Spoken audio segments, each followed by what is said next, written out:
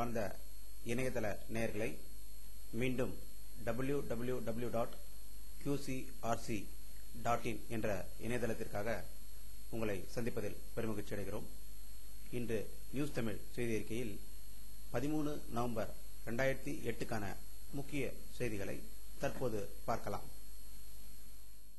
டெல்லியில் நடக்கும் மாநாட்டிற்காக வந்திருக்கும் இலங்கை அதிபர் ராஜபக்சே அவர்கள் இன்று இந்திய பிரதமர் மன்மோகன் சிங் அவர்களை சந்தித்தார்.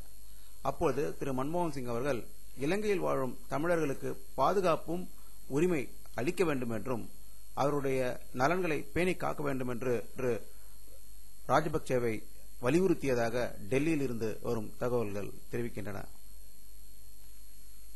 சந்திராயன் விண்கலம் நாளை வெள்ளிக்கிழமை இரவு 10 மணி அளவில் இந்திய தேசிய கொடியை நிலவில் பதிய செய்யும் என்று இஸ்ரோவில் இருந்து வரும் செய்திகள் தெரிவிக்கின்றன. உலகிலேயே முதல் பணக்கார இந்தியராக இருந்து வந்த லட்சுமி மிட்டல் ரிலையன்ஸ் இண்டஸ்ட்ரீஸ் அதிபர் முகேஷ் அம்பானி முந்தியுள்ளார். இது தொடர்பாக பிரபல அமெரிக்க பத்திரிகையான போர்ப்ஸ் பத்திரிகை வெளியிட்டுள்ள பட்டியலில் $20.8 மில்லியன் சொத்து மதிப்புடன் முகேஷ் அம்பானி முதலிடத்தில் இருப்பதாகவும் லட்சுமி மிட்டல் அவர்கள் $20.5 பில்லியன் சொத்து மதிப்புடன் இரண்டாவது இடத்துக்கு தள்ளப்பட்டதாகவும் செய்தி கூறியுள்ளது. 5 மாநில சட்டப்பேரவை தேர்தல்களின் முதலாவதாக சத்தீஸ்கர் மாநிலத்தில் நாளை 39 தொகுதிகளில் முதல் கட்ட வாக்குப்பதிவு நடைபெறுகிறது. இதற்கான விரிவான ஏற்பாடுகளை தேர்தல் ஆணையம் செய்துள்ளதாக ராய்ப்பூரிலிருந்து வரும் செய்திகள் தெரிவிக்கின்றன.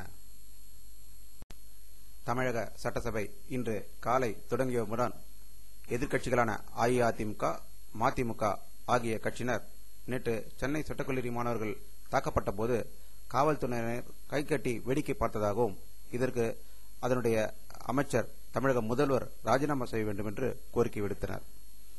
இதற்கு பதிலளிக்கையில் துரைமுருகன் அவர்கள் நீதி விசாரணை குழு அமைக்கப்பட்டிருப்பதாக அவர் தெரிவித்தார். இதற்கிடையில் கோவை மாவட்டத்தில் இன்று சட்டக்கல்லூரியில் நடந்த கலவரத்தில் கோவை போலீசார் மிக சுறுசுறுப்பாக செயல்பட்டு 70 பேரை கைது செய்திருப்பதாக அங்கிருந்து வரும் தகவல்கள் தெரிவிக்கின்றன. இன்று சட்டசபையில் தமிழ்நாடு அரசு அலுவலர்கள், ஆசிரியர்கள் ஓய்வூதியம் மற்றும் குடும்ப ஓய்வூதியம் பெறுபவர்களுக்கு அகவிலைப்படியாக 7 விழுக்காடு உயர்த்தி முதல்வர் கருணாநிதி அவர்கள் இன்று உத்தரவிட்டுள்ளார்கள் என்ற தகவல் சென்னை ஜார்ஜ்கோட்டையிலிருந்து வருகிறது.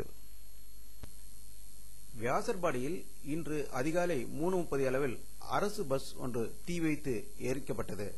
கோயம்பேட்டில் உள்ள அரசு பஸ் டிப்போவில் இருந்து பணி முடித்துக் கொண்டு அந்த பஸ் ஒன்று அதிகாலை 3 மணி அளவுக்கு திருவொற்றியூர் எம்கேபி நகர் பஸ் ஸ்டாப்பில் உள்ள ஊழியர்களையும் ஏற்றிக்கொண்டு மாதவன் சொல்வதற்காக அதிகாலை 4:30 அளவில் எருக்கஞ்சேரிக்கு வந்தது. அப்போது 10 பேர் கொண்ட மர்ம கும்பல் பஸ்ஸை மறித்து எரித்ததாக அங்கிருந்து வரும் தகவல்கள் தெரிவிக்கின்றன. 540வது குருநானக் தேவ் ஜெயந்தி இன்று இந்தியா முழுவதும் மிக சிறப்பாக கொண்டாடப்பட்டது. டெல்லி, ஹரியானா, பஞ்சாப் ஆகிய மாநிலங்களில் இது மிகவும் பிரசித்தி பெற்றதாக திகழ்ந்ததாக அங்கிருந்து வரும் தகவல்கள் தெரிவிக்கின்றன. இன்று ஆப்கானிஸ்தானில் அமெரிக்க படையினர் சென்ற வாகனம் மீது தற்கொலை படை தீவிரவாதிகள் நடத்திய கார் வெடிகுண்டு தாக்குதலில் 21 பேர் உயிரிழந்தார்கள் என்று காபூலில் இருந்து வரும் தகவல்கள் தெரிவிக்கின்றன. நாட்டின் பணவீக்கம் கடந்த 5 மாதங்களாக இரட்டை இலக்கில் இருந்தது. அது இன்று ஒற்றை இலக்காக மாறி 8.98% இன்று குறைந்திருப்பதாக தகவல்கள் வந்து கொண்டிருக்கின்றன. இதனால் இந்தியாவில் உள்ள அத்தியாவசிய பொருள் பயங்கரமாக ஏறியிருப்பது குறையுமா என்பது இனிதான் தெரிய வரும் என்று பொருளாதார நிபுணர்கள் கூறுகிறார்கள்.